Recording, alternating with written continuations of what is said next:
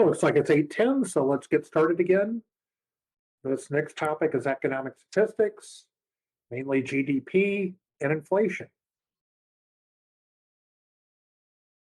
We look at GDP levels, we see that we peaked GDP in the fourth quarter of 2019. We had a serious slight drop in the first quarter of 2020, a serious drop in the second quarter, and we've recovered since then, but still not quite to where we were in the fourth quarter of 2019. I suspect that in the second quarter of 2021, we will get back above this level.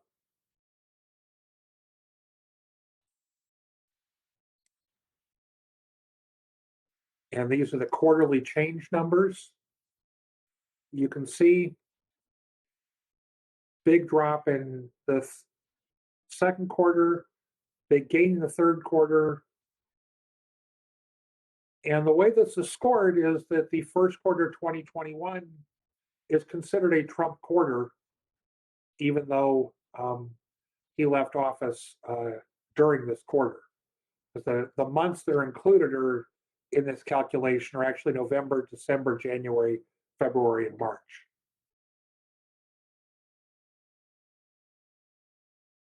And with that, the final number for Trump's average real GDP growth over the 4 years of his presidency was 1.5%, which is a little lower than the 4+% that he was promising us. And it's a little lower than every president since Herbert Hoover, who oversaw the entrance into the Great Depression.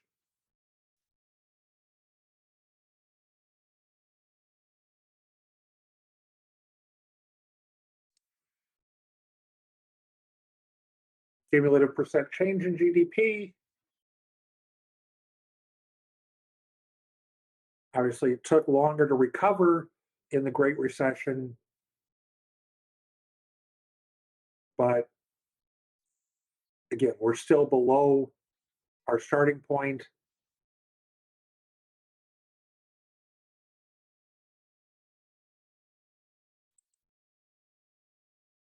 Looking at forecasts, economists are optimistic that we will have 6.5% real GDP growth this year, up from a prior projection of only 4.2%. The unemployment rate is expected to decline to 4.5% versus a 5%. Again, we're at 6.1% now. The PCE inflation number is expected to be 2.4%. with the core inflation being 2.2%. And the federal funds rate is expected to continue to be pretty darn low at 0.1%. So the unemployment rate is expected to get back down to the 3.5% we saw at the end of 2019 by the end of 2023. Before longer term is expected during the 20s to be average about 4%.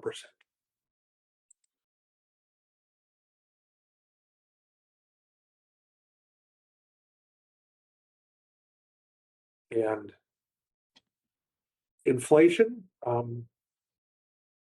again, the blue line is inflation, including food and energy prices, which are more volatile, which is why, and the red line is core inflation, which tended to be fairly consistent. The core inflation target has been a little over 2%. And we're finally getting it over 2%, up to 3% in April. And that's excited a bunch of people.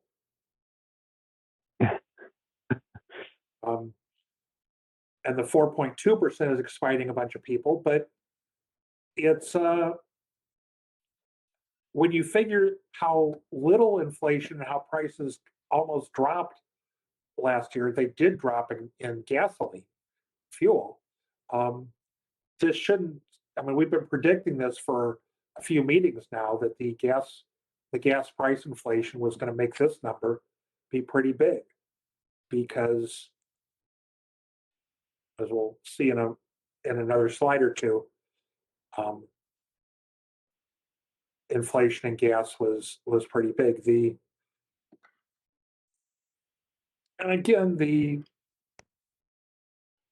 over the course of the last 2 years, prices have gone up a little over 4%, which means they've gone up a little over 2%. I think about 2.25% per year. I mean, if we go back to that 4.2% number we were looking at, in the prior year, that number was 0.3%. So the total inflation for 2 years is 4.5%. And that's why I don't get too excited about the inflation numbers yet.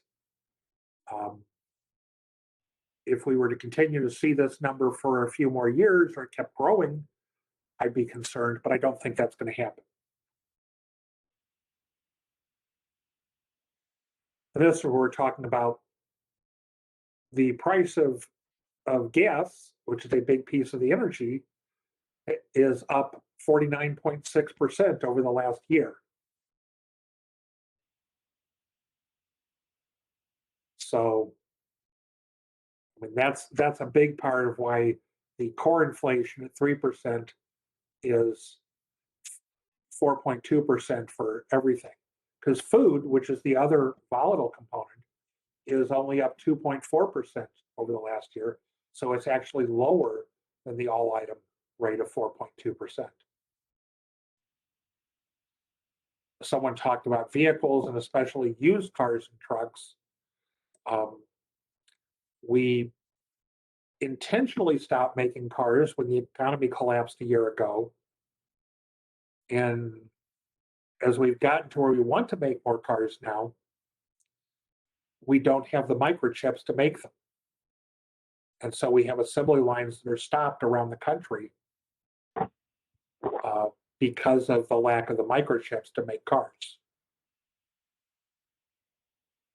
On a personal level, where I see that is thinking about taking trips. Airfares are still, reasonable, not quite as cheap as they were 6 months ago, but still pretty darn reasonable. Hotels aren't too bad, but rental car prices are ridiculously high.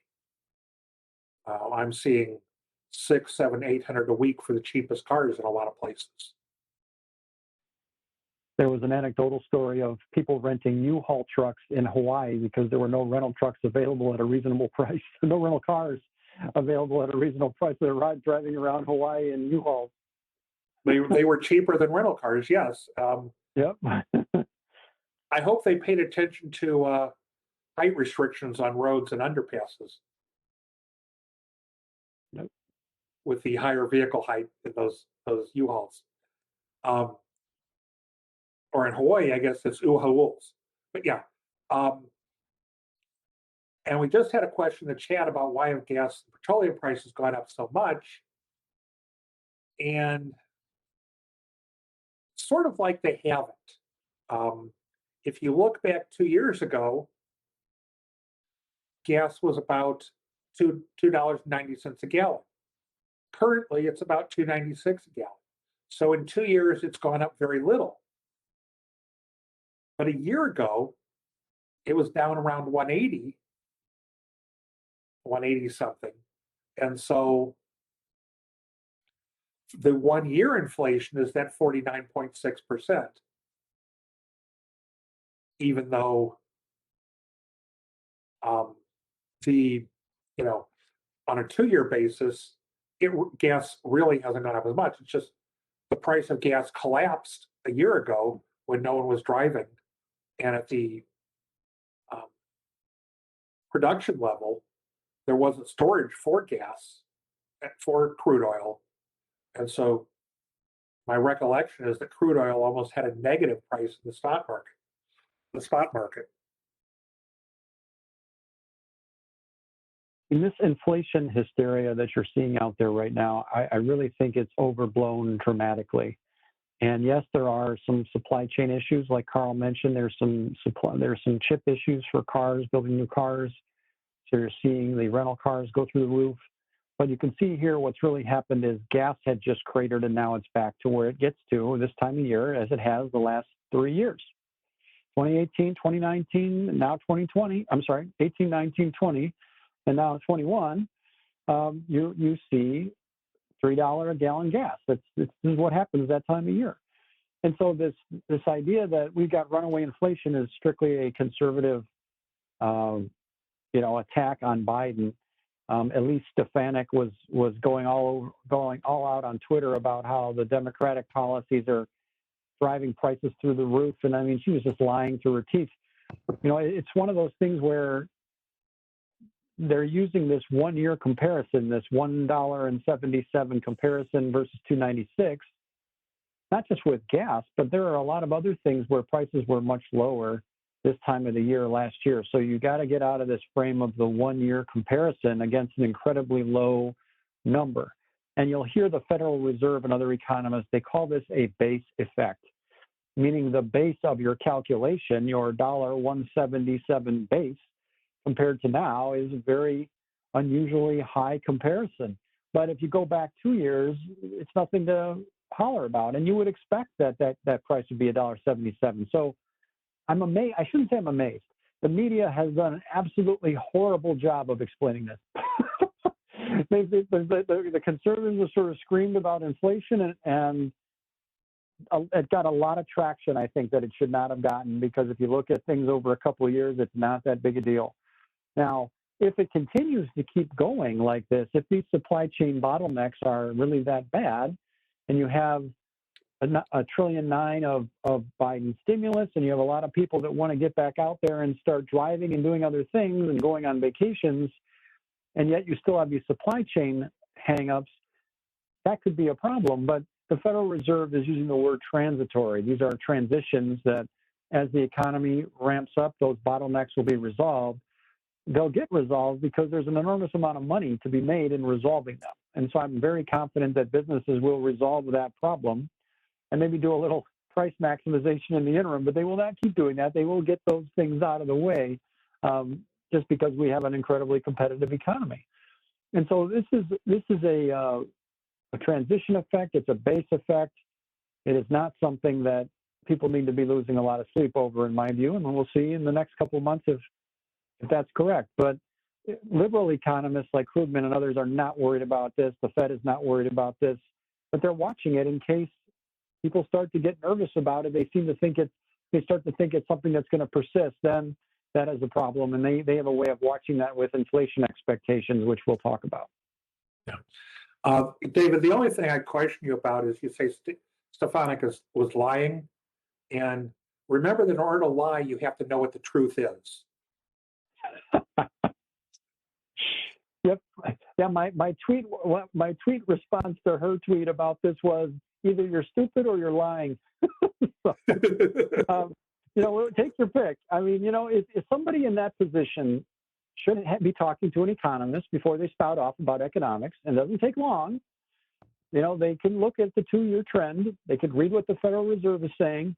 She chose not to do that. But you're correct, Carl. They have to know that they're lying it has to be deliberate. And, her tweet was pretty bad. I should have included it in here. Maybe next month I will, as lessons in horrible economics for everyone to see. But it was a really bad one. I mean, you got to give them credit. Republicans go on the attack with or without good evidence. And then it seems like they don't get fact checked properly. So then it's on the Democrats to sort of push back and explain it to them. It's like, well, no, you Republican, you made a really dumb assertion. Look at inflation over 2 years. The 1 year is distorted by base effect. And, that's just too complicated. So we get into these big debates, and it was all over the news for probably the last 2 weeks about all this inflation stuff. And they're like, well, really, it's a nothing burger. Well, I think that the key for the Democrats is to focus on where are we going to be a year from now when we're going into the 2022 midterms. because gas prices, the base for gas prices is now going to be $2.90 a gallon. We're not going to have, I don't think we'll have serious inflation in gas prices. A lot of the other inflation that's temporary will have gone away, and hopefully we'll see inflation between 2 and 3%, which is the Fed's target. Hopefully we'll continue to see jobs, and we'll have recovered all the jobs that were lost since February of 2020, and we'll be back to decent job growth. The unemployment rate will be back down in the 4s, and it will be a good economy. The annual deficit in the first Biden year, I think looks to be, instead of 3.4 trillion in the last Trump year, 1.6 trillion in fiscal year 2022. And that will be reported, that's fiscal year in September 30th, so a little over a month before the election. And so there's a lot of economic data that the Democrats should be focusing on. I think the most important thing right now is jobs. That we're adding jobs. We weren't adding jobs at the end of Trump's term. We lost 2.9 million jobs, including losing 300,000 jobs in December, when he claimed that the economy was recovering wonderfully. And if we get if jobs come back, I think that's something Democrats can run on. Where the Democratic messaging of this month of shots in arms and checks and bank accounts is going to be way in the rearview mirror by the time we're running in the 2022 midterms. And I don't think those are winning arguments next year. The fact that we controlled the virus, the fact we got people back to work, I think it is going to be, and that the inflation's down, budget deficits are down, are going to be the kinds of things that'll be good for Democrats next year. Yeah, Mark, I saw you put something in the thread over there. Do you want to talk about that? Clearly the Fed has got a much different strategy now about inflation. They're willing to let it go up and run for a while. They said they will not act preemptively to head it off. They will wait until it has been out there for a while before they will act to lower it. Yeah, that was the discussion on Tom Hartman's program today. They were saying that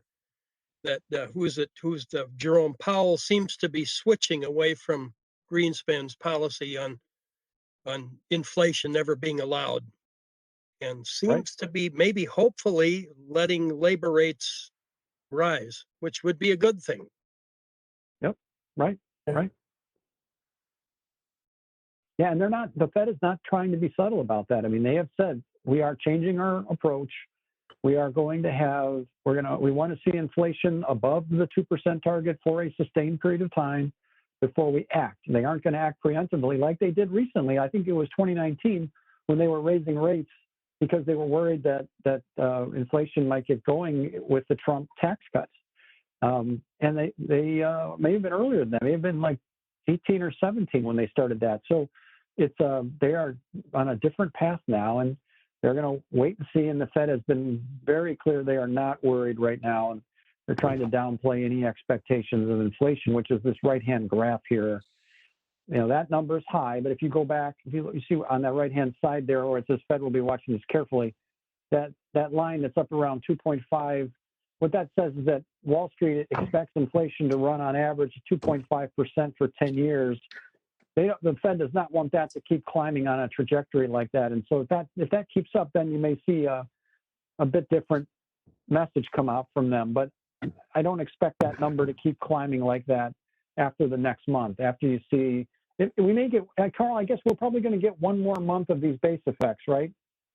Like May last year was still pretty low prices for gas, and then it starts to get more normal, I think. I got to take a look at that. I can pull it up quickly. We may have another bad month of it, but a couple months. I think the Fed is well aware of the math, and they will make sure that they don't act until they really need to. All right, let me share. Hang on a second before you do. Yeah, sure. since you asked the question, what we see is gas prices last year, slightly different source, they really were low, pretty low until the end of the year. Slightly different numbers. Okay. 280 in April 2 years ago, 184 in April a year ago, 286 in April this year. But only 219 in December, and then they've been going up steadily since then as people have figured out that the economy's opening up, that it's safe to drive places, hotels are safe,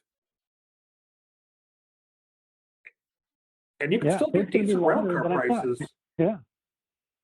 Back then, I probably got the last good rental car rate on my Arizona trip. I got 2 weeks for 286, all taxes included. That's not bad. Well, Carl, did you order your Toyota RAV4 yet? I did mine, but its ETA has not appeared yet. Its build date was stated, but anyway. I still drive a 2006 Nissan Altima that I think has another 5 to 10 years left in it. So I won't be ordering a new car anytime soon, especially with the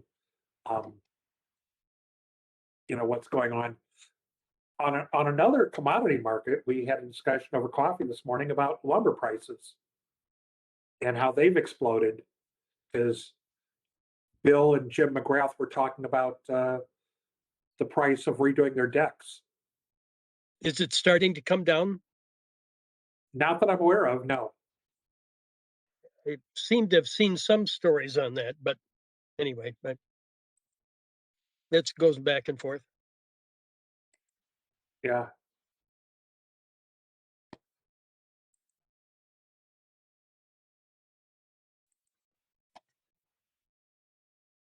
Okay, so we'll be watching this inflation very carefully, or at least the Fed will be. But Carl's point is that we may have these base effects for a while. I mean, we may see prices over last year in that 4 range, although they'll still be 4-ish versus 2019 also. You just didn't have much inflation from 19 to 20. It's all in this 20 to 21 range. So just keep that 2-year comparison in mind. Prices are not that much higher than 2 years ago. All right, so the other big debate, we had this inflation debate this week. A lot of conservatives worried about inflation, liberals saying, no, it's this or that. We also have this other one was about the worker shortage, this idea that it's unemployment insurance that is creating a massive disincentive to work, and so people are sitting at home. Now, before we get into the statistics, let me just mention this. When you have a pandemic, you don't necessarily want everybody going back to work. We're not all vaccinated. We got a long way to go on vaccinations. The vaccinations are very available now. At least they are around here with Walgreens. You can go whenever you want. I'm assuming we're getting to that point nationally. Biden's talking about shipping millions and millions of vaccines overseas. So we'll see if we're getting how close we are to a limit, or if that vaccine number is going to keep steadily going up. I don't know if Republicans are going to change their view, or exactly what the capacity is. What percent is the maximum, if you will, if half of Republicans don't want to get vaccinated.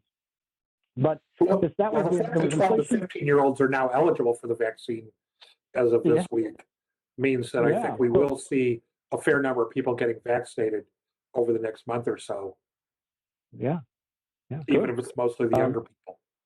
The more the merrier. That is probably the most important thing that can happen to get the economy back on track, is to get people vaccinated and keep our fingers crossed that there's no variant that punches through the vaccine. But the other debate on this worker shortage, we're talking about the idea that you won't go, people don't want to go back to work because of the unemployment insurance, the supplemental unemployment insurance. And Carl talked a little bit about that already, but we're going to go through some of the evidence on both sides of this and take a look at that in some detail. So You had the U.S.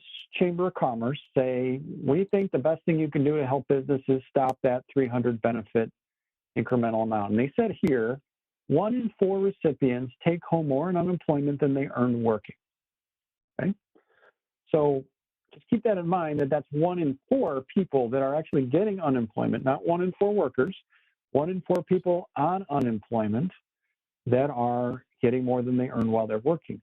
Now, Jason Furman, who is actually a Harvard guy, an Obama guy, not a hardcore conservative, he is a down the middle kind of guy.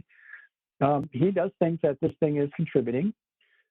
He is saying, I think there's a shortage in labor supply, but he's not saying exactly why that is. In other words, he agrees with the idea that there's a labor shortage, but he's not saying, I think it's because of UI. He's just saying, there is a problem. Something is going on where workers are not just willing to go back to work. Something has changed. Something's different. We'll cover that. On the other side, you've got the Fed saying, no, if you had a true labor shortage, wages would be higher.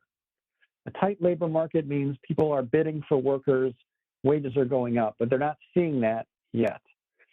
Paul Krugman has said, first of all, we keep hearing the same complaint from conservatives. You can go back and look at the literature. Every time there's a recovery, conservatives are saying get rid of UI. It's the solution. It's like tax cuts, always the solution regardless of the situation.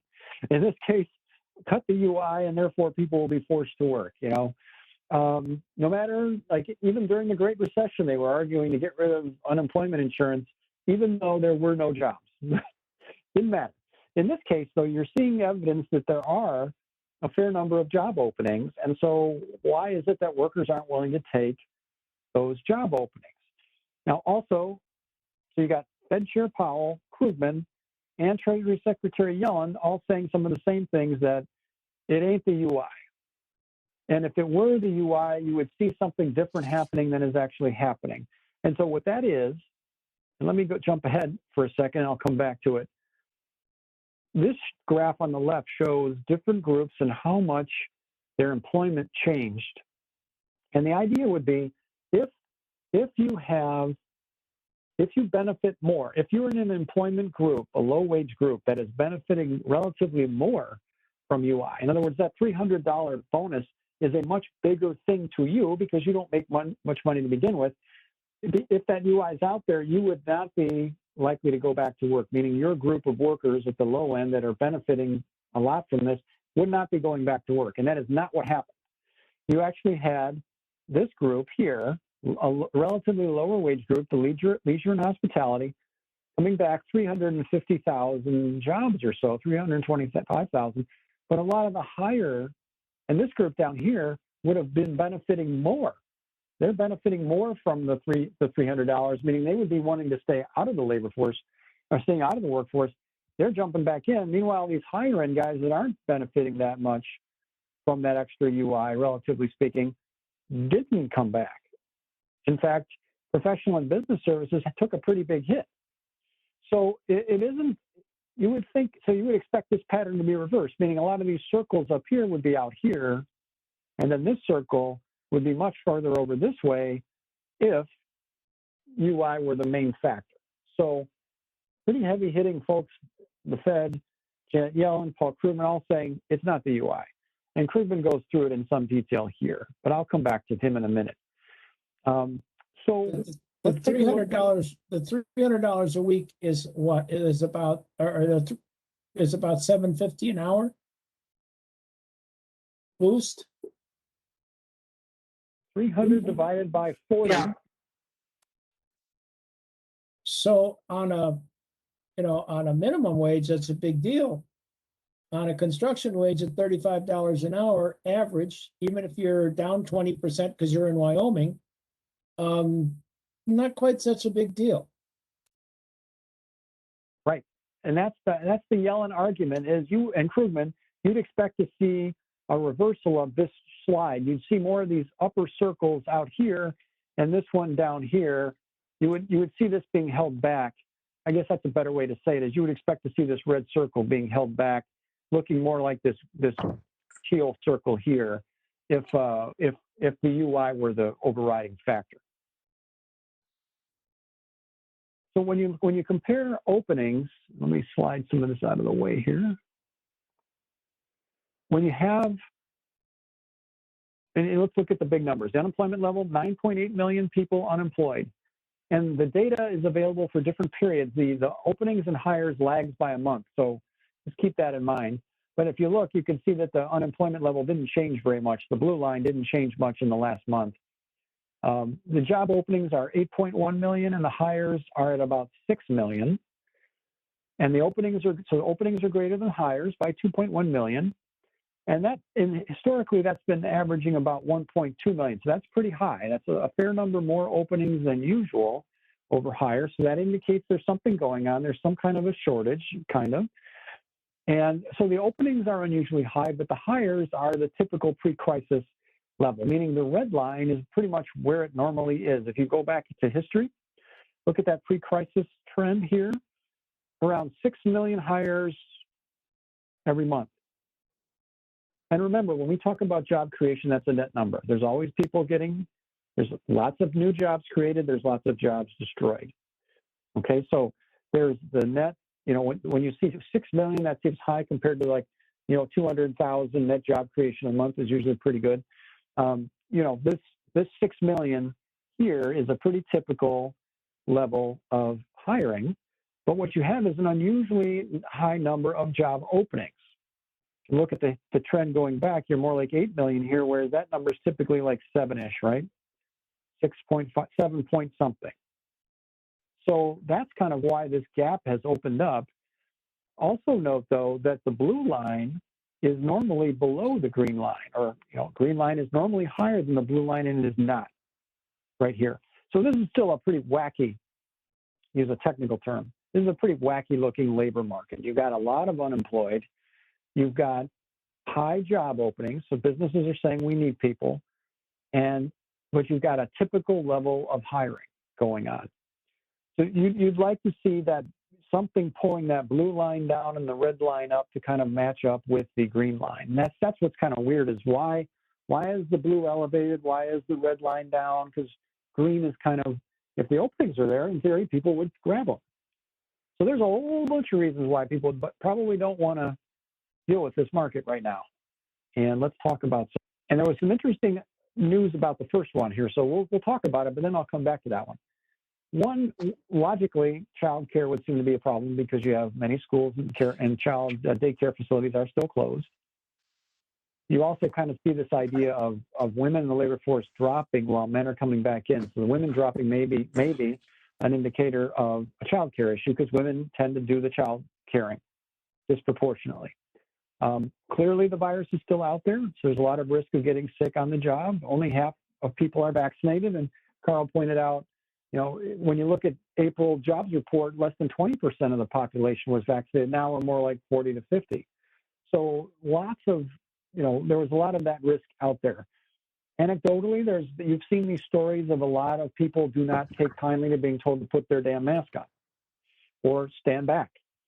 And they take it personally. Like, you tell them, put your mask on, they freak out. Like that's something you've asked them to, do something really inappropriate. And so there is this whole thing about a lot of stress out there on people that are in these jobs being harassed by these people that don't want to wear masks or stand back. It's a political mission that they're on to be jerks about it. You've got a big cuts in mass transit, which makes it harder for people to get to their jobs. It's a bigger pain to do that. There's also, and I want to dig into this a little more, but there are still an awful lot of people that consider themselves temporarily laid off with their current employer, and they're not actively job hunting because they expect to get their job back when the restaurant or in cases factories reopen. And so they're not busy taking those open jobs. Early retirement, some people are hearing some noise about that. Amazon hiring people, in other words, food and retail are having trouble finding people because they went to work for warehouses. Clearly, I don't think anybody, can't imagine wanting to work in a nursing home. That's got to be a brutal, brutal job. And that area has lost people too. got the supply chain bottlenecks Carl mentioned. And in some cases, people are thinking about, do they want to work in the same kind of jobs that they were in before? And if their family can afford it, maybe going to one income instead of two.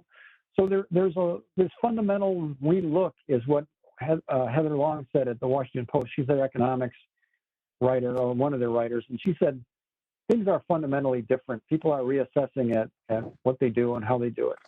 And I've got 3 articles down there linked that are all excellent on this subject. I recommend them if you're interested in trying to understand what's happening. I tried to summarize some of the major themes here. Any other thoughts on why people may not want to go back to work right now? Well, I mean, I would include on this list something that she didn't, which is, for some people, the supplemental unemployment insurance benefits are a factor. So, again, I don't think it's a huge factor. It's not the number one reason. I think childcare and the risk of getting sick were bigger factors. But certainly there's anecdotal stories about people who are refusing to go back to certain work because of high unemployment insurance benefits in their particular case versus what they could make. And that 1/4 of people that are making more than they are otherwise, how would we sort of back of the envelope calculation there? Because we've got about, how many are currently, it's about 10 million that are still unemployed. Is that about 9.8 million unemployed? But we've got 18 million collecting some kind of unemployment benefit. Okay, so we've got, and so let's use that. If we use 16 million or so, 17 million, and 1/4 of them are better off at home, that's how many, that is about 4 million people, 4.5? Yeah. That's one way to think about that. And if you look at it, if those people have a financial incentive to stay home and not risk themselves, which in my view is actually a good policy decision right now because of the risk, you want them at home. But yes, it is definitely a reason why the labor supply has shrunk a little bit. That's 4 million. And if you look at that number in the context of these comparisons right here, 4 million is a fair number. 4 million is a lot if you've got a 2 million gap between openings and hires. One thing I noticed, if you've got a 2-earner household and one of them has been doing childcare but maybe can get a job that pays better, you flip the childcare issue. And that person may or may not be as good at it or as able to do it. And so it's not a clear decision on dollars. I think people are in catch-22. Yeah. On the childcare, I go back to my German cousins, one of whom works in a preschool childcare situation there, and the Germans have access to that. In her case, her facility takes people from 6 months of age up through 6 years. If you don't have a low income, the full freight that people have to pay for 9 hours of childcare per day, 5 or 6 days a week, is 150 euros a month. Wow, that's nothing. Wow. Yeah. Because when you're doing it like in a similar situation to a school, there's economies of scale that you don't have where you're dealing with the one-on-one, one-on-two kind of childcare that you're seeing in a lot of other situations. So And they don't have to market it either, which is a big expense. So, I mean, that number shocked me when I heard it a few years back when she was visiting. Yep. Now, one thing Carl pointed out a little bit earlier is that when you look at that same chart that we shared earlier on the job creation by month, during that May to August frame over here, you had great. Now, granted, this was closer to when the jobs had cratered, but still, the UI was 600 a week. The extra supplemental UI, these are all the supplemental numbers, UI was plus 600, you had very robust job creation. Then the UI was 0, you had pretty crappy job creation, in fact, negative at one point. And then now that the UI is plus 300 a week, you actually got decent job creation again. So there isn't a clear correlation of you would expect that you would have had bad job creation here and you didn't. And here you had no UI and you had bad. I mean, it's just not, they're not correlated. You're not seeing high UI driving bad job creation. They're not, the data just doesn't show it. I think one thing we've got to be real careful about is drawing this conclusion. And I got a communication today from an investment, and they were saying their schedule was up in air because no one would go back to work because of the unemployment insurance. But I think there's been a lot of evaluation going on, redistribution, people doing different things, moving up, working to move up, holding their breath to move up. And I really think that this is going to make a misallocation. Yeah. Well, I'm hoping that a combination of two factors that we have some control over. One, as people get vaccinated and more people are fully vaccinated plus 2 weeks, more people are going to be more comfortable going back and working in environments where they would have some exposure to customers that aren't masked, especially now that we're telling them customers they don't have to wear masks anymore. I have a hard to answer, maybe it's a rhetorical question, but what has happened to the availability of undocumented workers? Do we have any handle on that? Where did they go? Did they, if they weren't working, did they disappear? Did they find other places? Because I really wonder how that's going to shake out. I would think they had to find something to do to survive. I think they're more commonly used than most people want to admit. I agree, especially if you, depending on whether you count the DACA kids who are no longer kids in that category of undocumented. And most of the undocumented workers do not have access to unemployment and other benefits. And so in order to survive, they do have to be working.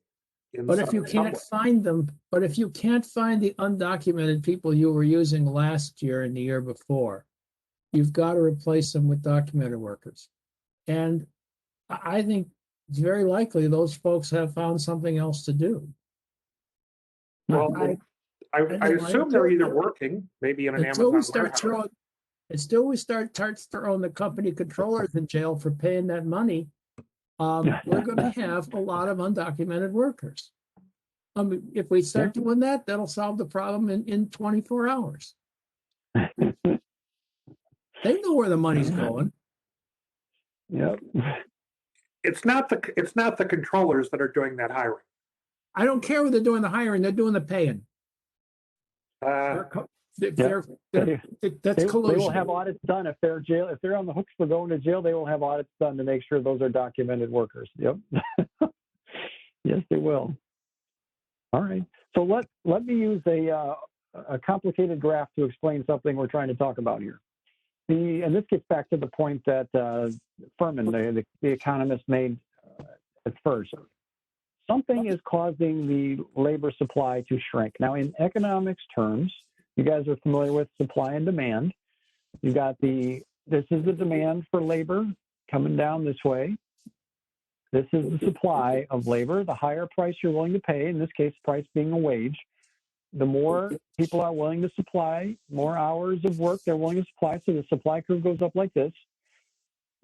And then conversely, employers, the lower the wage, the more they're willing to demand. If workers were only asking for 10 cents, they'd be willing to employ more workers than at $10 or $50 or whatever number.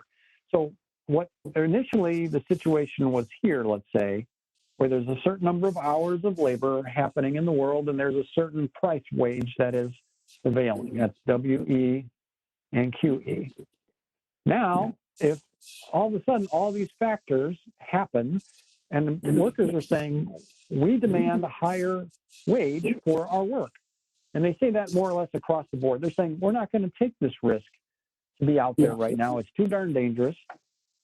Schools are closed. You know, we got all these reasons we just rattled off. Maybe the UI also is an incentive for some to stay home. They say, unless you pay me more, I'm just not going to work right now. And so what that does is it shifts that supply curve up and to the left.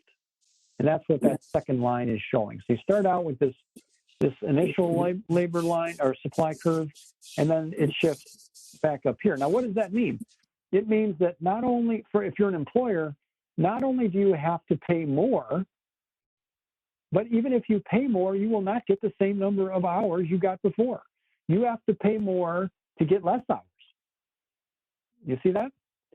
And so the idea that we're going to be at QE again right away is not going to happen in a world where there are all of these barriers to working. And UI being one of them, but also all these others that are listed here. Big one being fear of getting COVID. Now, there isn't... Okay, David? Yep, go ahead. David, can we take this forward a little bit? Am I thinking correctly that based on the slope of the demand intercepts, would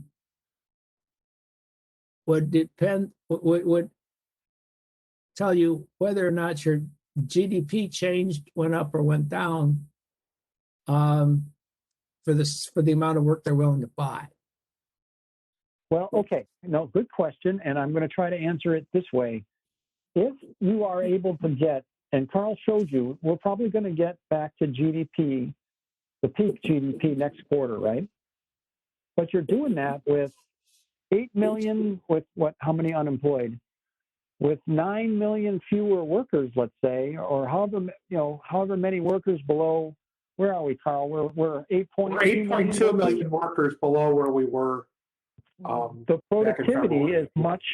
If you're able to get the pre-crisis output with 8 million fewer workers, let's say next quarter, probably going to be less than 8, but let's say it's 7 million, 6 million, somewhere in there, fewer workers, you still have a big increase in productivity. So that, I guess, to kind of it would still be big if it was 5. It would still be big if it was 5 million. Oh yeah, no, there's going to be a big productivity increase likely if you still have a lot of people out of work, but you're back to pre-crisis GDP level. But you can have a lot of dollar increase in GDP and not a lot of extra homes. What's that word you said? Extra? Homes, houses. Homes. Goods. You could have dollar inflation, but not quantity of goods. Okay, fair enough. Yes, that could be it. It's not the quantity of stuff, but the price of the stuff. You could, yep. Yeah. That's right. You're thinking correctly. Now, Carl, let me think about inflation a minute because it's real GDP, right? We adjust for inflation? Yeah, the real GDP, so it's adjusted for inflation, so that's not a factor. So we would take that factor out, right? The price factor, or no? No, Mark, you're bringing up a good point, and let me noodle on that math a little bit. We'll bring something for the next meeting about that productivity angle and the P times Q, price times quantity. But I'm hoping, but my first thought is that if we're talking about real GDP, the price factor would be coming out, and you would be talking about how many widgets are being made. And that's why we won't know what it is until January, because we really won't have a handle on what inflation is in the short term. Everything gets adjusted. Yeah, no, that's it's a good question, and let us chew on some of that math so that we can explain it better. Oh, remember that GDP always recovers faster than jobs. I mean, if we go back to the Great Recession, I think GDP had recovered by 2011 and jobs didn't recover until 2014. Right, yeah. That's a fairly typical kind of situation where we're seeing a lag between GDP recovery and jobs Mhm. recovery. No, these are good points. Yep. This graph, you can use this for any number of things, but what the takeaway I had from it was, if workers have changed their behavior and demand higher pay because of a change in the world, then as an employer, you may want to have this QE number of hours, but you're going to pay a higher wage rate just to get QA number of hours. You're not even going to get back to QE. If you think about how high a price would you have to pay to get back to QE, draw this line straight up all the way to here, up to here. You would need to be paying even higher to get back to where you were. So employers are going to scream about this. They don't want to do this. This is not to the employer's benefit to be paying a higher price for lower work. And that's the world is. And so even Furman's saying, I don't know how much of it is UI, but UI definitely is something that shifts the curve. It's something that shifts the curve inward. It's something that changes worker behavior. They demand a higher price to work, along with all these other factors. So I expect to hear a lot more about this debate over the next coming months, and not just on UI, just as we try to bridge this gap, try to get this relationship straightened out between these three numbers. Is going to be interesting to watch how that resolves. Any questions, comments? This is complicated. I definitely can tell you I don't fully understand it, nor do all these economists. They're wrestling with trying to get their arms around what are these factors. And what I was going to mention about childcare is, believe it or not, there was a study that came out, and Furman mentioned it as well in his Twitter feed, that said that childcare is probably not the issue. They're digging into some what they call the micro data, which people like Carl and I don't think we even have access to it. And these economists dig into this stuff, and they're seeing that they don't think that childcare is a primary barrier right now, which is very counterintuitive. As Furman said, you would think childcare would be a barrier, especially with the news around women in the labor force. But this study from some prominent people found that no, they don't think childcare is the issue. So I got to absorb that and look at some of the pushback from different people, because it is surprising. There was a lot of surprises at that study. I'd want to take a look at that study, because when I look at the number of schools around the country that are in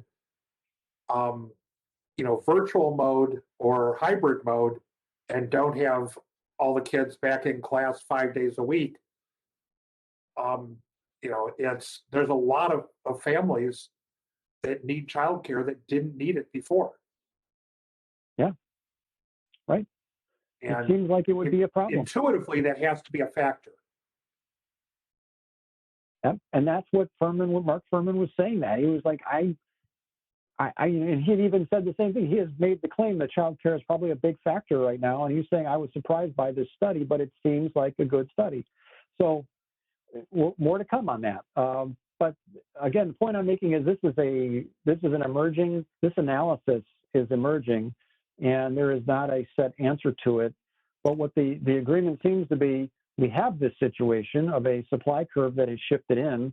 The question is why, and then what policy choice do you make to push that supply curve back out? Or do we want to live in a society that pays fewer workers a lot more? I mean, that you can make that argument. It doesn't. A labor supply curve shifting inward does not necessarily mean bad. It just means different. But typically in the world, you want your supply curves shifting outward. That's typically where the growth and the other stuff comes from. I've got to learn more about the labor market specifically. One thing I'll tell you that's kind of funny is you can see I've shaped the supply curve here as a straight line. So both of these are straight lines. A supply curve for labor, believe it or not, bends back on itself. So it looks kind of like I guess what would that be, like a shepherd's crook kind of shape? And think of it this way, as if you are offered an incredibly high rate per hour, you will cut back your labor and have more leisure. So it bends back kind of like that. It sort of looks like a recurved thing at a high enough wage rate. So I'll dig into that some more too. I've got more to learn, but for our purposes today, just there's a supply curve shifting inward, what's going on, and the implications are that an employer is going to be facing, the economy is facing a shortage of workers and a higher price scenario for employers. They don't like it. With regard to that supply curve pulling back, well, that may be true for individual workers. I don't think that's ever true in the aggregate, especially in the relevant ranges of. Fair enough. Okay. Yeah, that makes sense. Okay. So I'll have to look at that. I'll look at that some more. I was just browsing through a labor economics book that I've got buried over here on the shelf, and it's when I saw that shape, I went, "You got to be kidding!" But yeah, that's how it is. You're thinking individual, that's not aggregate. Okay. Yeah. All right. Let me dig into that some more. We'll go into maybe we'll deal with the labor supply curve a little bit more detail in our next meeting. I mean, clearly, they're not straight lines at the ends.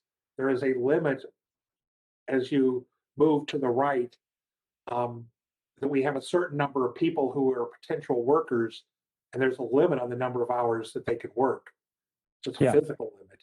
And so right. At some point, they curve up. I don't think they curve back, but they definitely curve up. Right. Outside the relevant. Now that makes sense. So it would be sort of, it would go vertical. Yeah. At some point. It would go vertical. You only have so many people. Right. If there's, there's 100 and how many million, 160 million or so workers when we're fully employed. Where are we? Let's see. If you bring the wages high enough, we'll get 200 million workers, but there's still a limit. The seniors will come out of retirement in droves to do this. That's right. Yep. Okay. No, great points. So yeah, more to come on that one, but the economists are wrestling with it, and so are we. So last month, we spent a lot of time talking about the sectoral balances, and I would encourage you to read last month's presentation or look at the Wikipedia article on sectoral balances, which I worked on a lot. So you'll see some of these charts will look familiar. Let me just recap.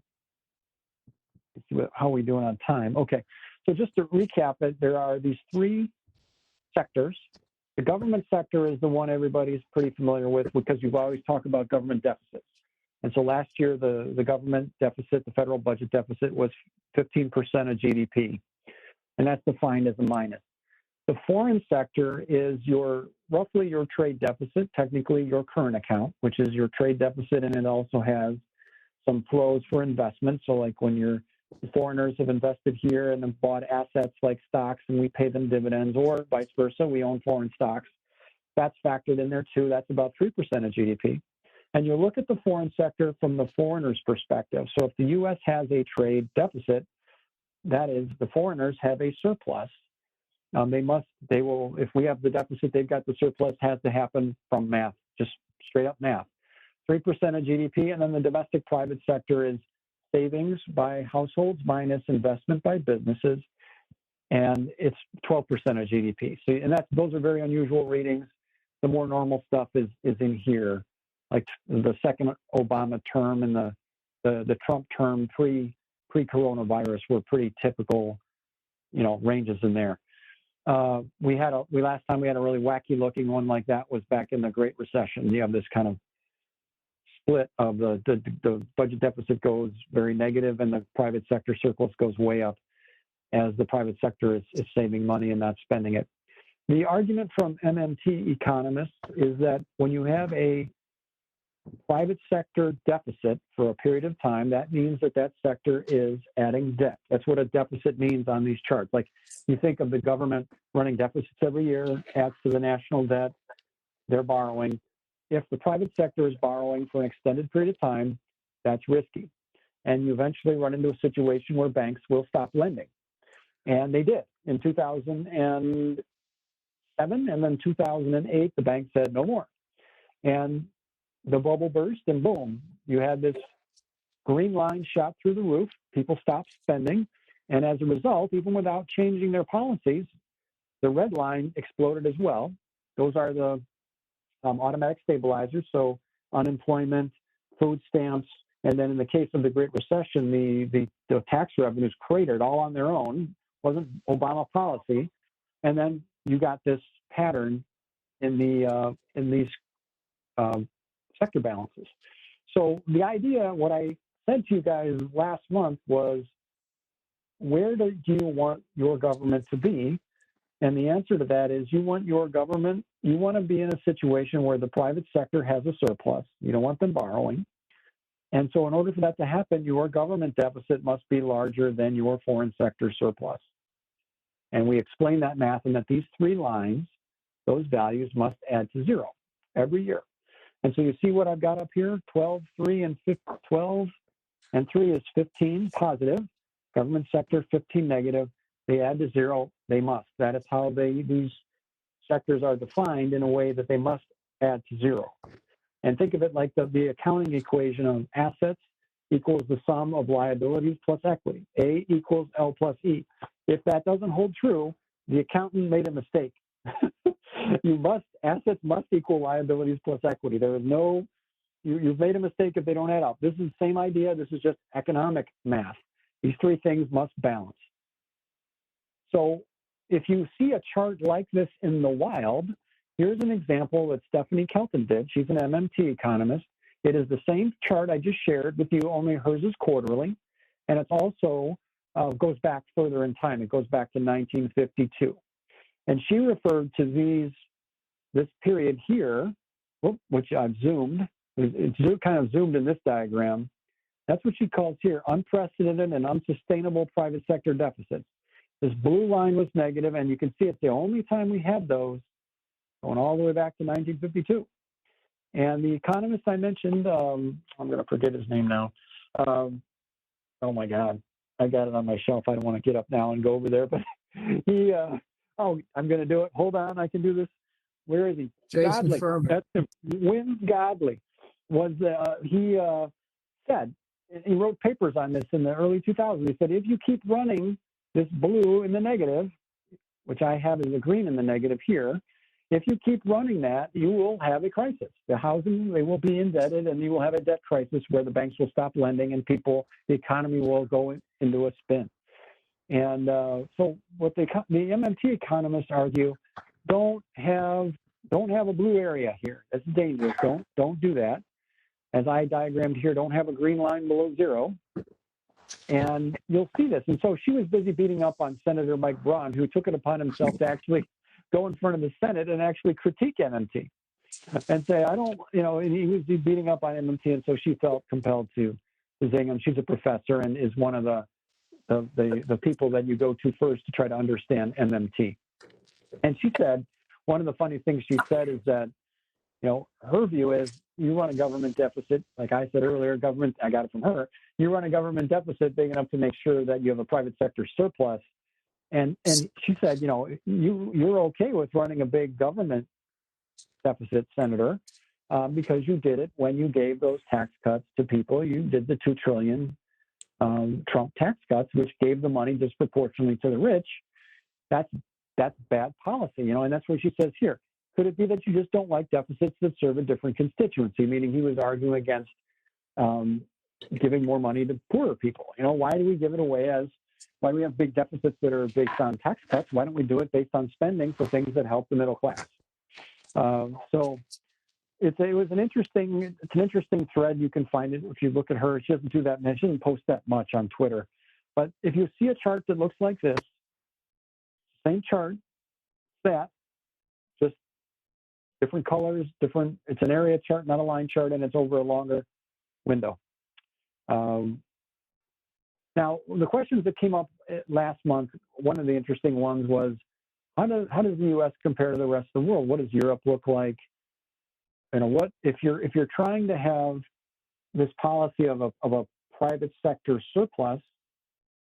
How do you get there? Especially if you're a country that has a big trade deficit like the U.S., or if you are the world's reserve currency, which means that people are demanding dollars, which makes dollars more expensive, which makes your exports more expensive, which makes your trade deficit bigger.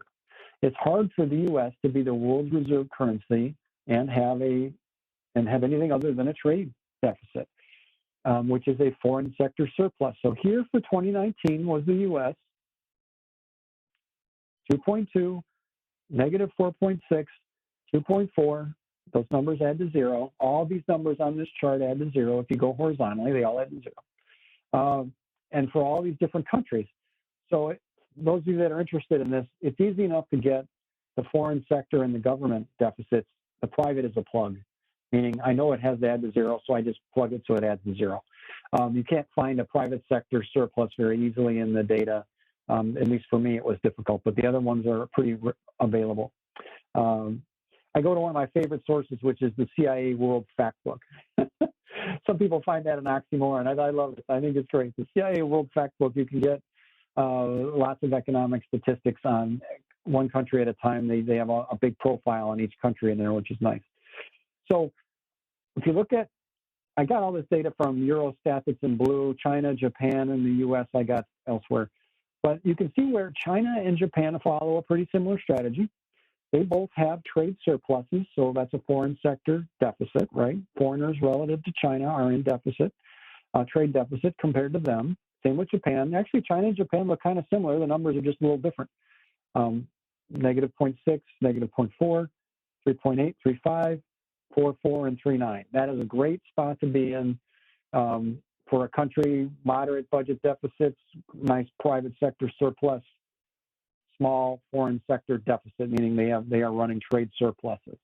That is where you want to be.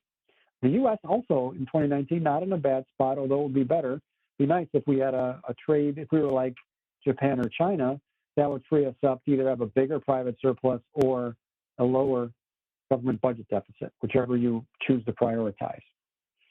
And then you can see some other countries here. Germany is another one. They've got a huge foreign sector deficit, meaning Germany's got a big trade surplus.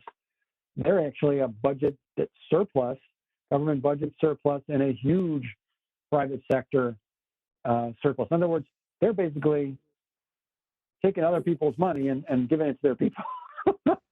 They're getting a ton of money from their exports and feeding that into their private sector and minimizing their deficit. Germany is hitting a home run on this chart. So if China, Japan, that's because they pull the EU. That's because they pull the EU along by its tie. Oh yeah. Yep. You know, they control it. But the interesting thing is, the three countries that have government deficits in the EU, which is actually verboten, are France, Greece, and Spain. The three. Yep. France is where bad boys of the EU, and so the rest of the EU is all as a government surplus. Yeah. No, you're right. So but Germany is just, and Netherlands even more so. I mean, they're like Germany, only on even more steroids. So if you see smiling people in Amsterdam, you know what's going on there. You can tell them, I know why you're smiling. They've explained it to me that you have a huge foreign sector deficit. They have a financial transactions tax, and they are the biggest brokerage in Europe. Yep. So I hope that those of you that were here last month, followed this discussion. Those of you that may have heard this for the first time and are not familiar with sectoral balances, I encourage you to read that Wikipedia article.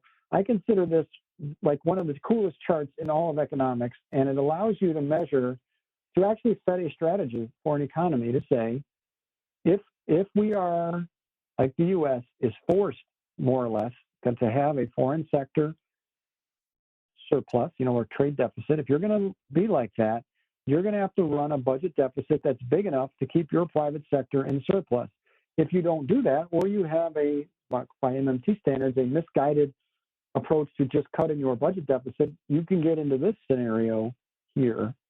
Because if you take the foreign sector surplus as a given, whether it's 3% or 5% of GDP, and you're going to try to balance your budget, you're going to drive your private sector into deficit, and that's bad. That's what Kelton's saying here. Unprecedented, unsustainable private sector deficit because we had the Clinton budget surpluses. MMT guys are not big on running budget surpluses if you also have a foreign sector surplus. trade deficits and budget surpluses do not go well along because that drains the private sector. So when you speak sector balances, you have a certain frame of reference on what's going on in the world that is really helpful, I think, in terms of understanding this. And so now you have kind of what the rest of the world is doing from a strategy and economic strategy standpoint. All right, last topic here, and we won't take much longer. We'll get done by 9:30. Just keeping them straight, because there's so much that Biden has proposed, it takes a little work. The American Rescue Plan is already law. That's $1.9 trillion. That's in the budget deficit calculations that Carl shared earlier. That's the 1,400 checks. Now these big tax credits are coming, and I added this bullet here today, Carl. You might not have that one. I just saw it this afternoon. 39 million families are going to get monthly child payments of $250 per child, age 6 to 17, $300 per child, less than 6. And that starts in July. So that is already law. That's going to happen. And those are monthly child payments, not annual. Those are going to be every month. Those checks are coming to people. And we've also covered these things in the budget section above in terms of a lot of the other benefits of this law. You can go through that very busy slide that had the table with all some of the more nuanced things that this thing's doing. But it has big healthcare elements, rental assistance, tax credits, checks. There's a ton in that rescue plan. The jobs plan is next. I would say next on this list. American Jobs Plan, also the infrastructure, $2.3 trillion. Legislation is pending.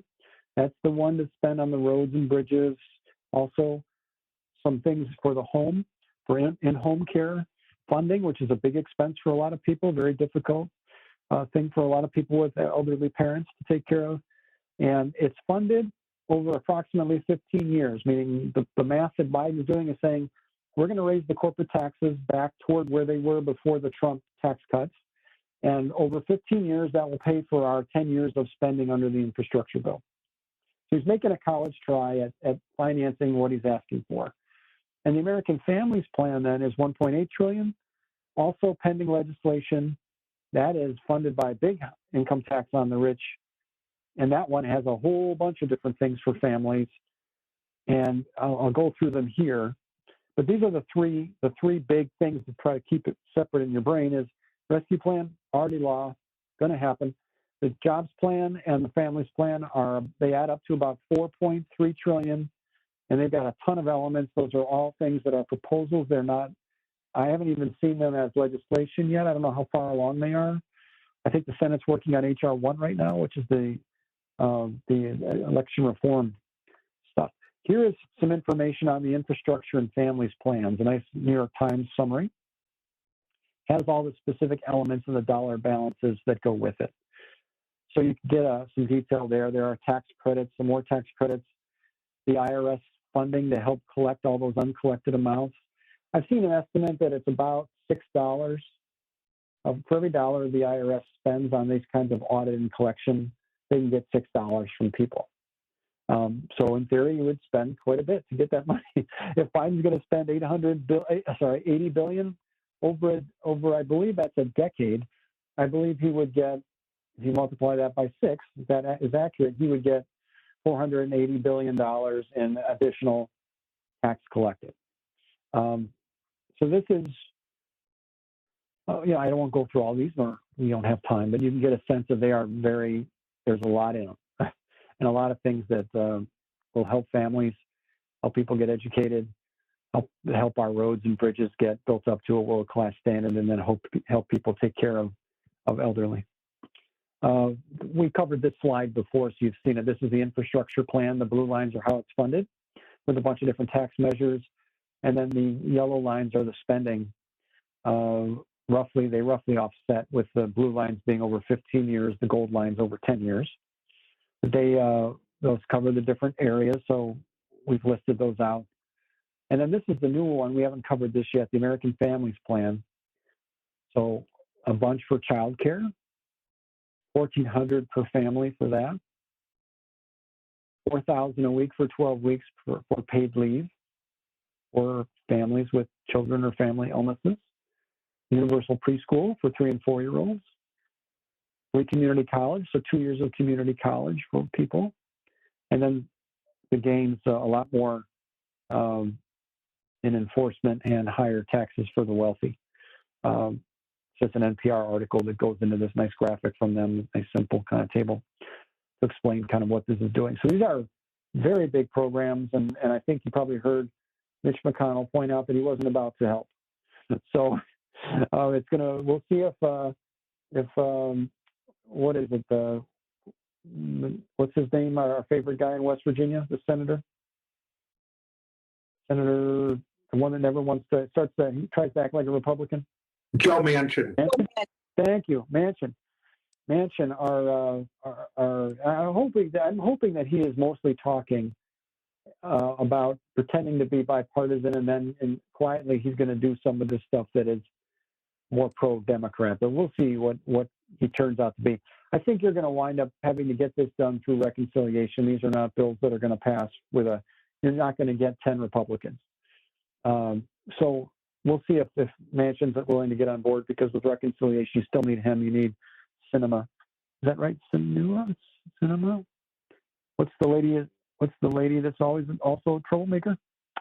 Senator Yes. Sinema, I think? Okay, so she's the other one that's problematic. So we updated this 4-panel chart. This is Bill's favorite chart, I think. Maybe not. Bill likes this chart. So we updated it. It just had some changes in some of these numbers. So this number had been, the Democratic piece had been higher. The jobs didn't change very much. The stock market didn't change. Budget deficits, I don't think, changed very much. Mostly the GDP growth changed a fair amount, and the jobs just a little. So, I mean, basically, there's also a thread here. The economy performs better under Democratic presidents. If you put that in there, you can see 10 or 12 slides that go through that. We did a presentation on this before as well. And there's a Wikipedia article that I put together that also includes this. But the economic record under Democrats is far and away better than Republicans. It's not close. It's on almost every measure you can think of is better under Democrats by far. And it's a carefully guarded secret. Democrats don't market it the way they should. But you can find the information, and it's in the major press has covered it. The New York Times has an article on it. I think it's here actually. Yeah, the first article, in fact, is the New York Times version of this. So the causes are not clear. But I think, Carl, you like to say this. 10 of the last 11 recessions started under Republicans. It's better to be lucky. Pick the lucky team. Well, the statistics say that 10 of the last 11 recessions started under Republicans, and the last Republican president that didn't oversee the start of a recession was in the late 1800s. But it's not Republican policies. It's just Democrats keep getting consistently lucky. Right, exactly. We're just lucky. So I will note the top two charts have been updated through the end of Trump's term. Yeah. Because they had previously been done in the fall. The bottom two charts, the budget deficits only goes through fiscal year 2020. It gets worse when we include fiscal year 2021 at the end of this year. And the stock market returns, as noted here, only went through September 2020. I don't know, extending from September 2020 to January 20th of 2021, it won't change the Democratic return. It might help the Republican return a little bit. Yeah, that's right. That makes sense. So yeah, I mean, you can be proud as Democrats, and if you want to rub it in, you got the New York Times article, you've got the thread on this. The economy performs better under Democratic presidents, and then since Republicans will freak out if you put a Wikipedia article in front of them, what you can do when you go there is there's like every article imaginable that I've ever run across on this, I've linked in there, including the main an NBER article, National Bureau of Economic Research, that is the basis of a lot of these other articles. They're the Alan Blinder, who was I think he was a Fed vice chair, or at least on the Fed Board of Governors. He was one of the two co-authors of the paper that said the Democrats have much better economic record, and it gets into the some of the reasons why. Includes some reasons, some hypotheses, but also excludes other reasons. Like it's not because Democrats had Republican Congresses to keep them in line. The difference is not about the Republican Congress. The difference is there whether it's a Republican or Democratic Congress. So it throws out some things that Republicans might use to push back. The bottom line is you can be very proud as Democrats that you got the economic high ground. And not only that, but the lower deficits and the better stock market returns. And not really close, not really very close. Any questions, comments? That's the end of our material here.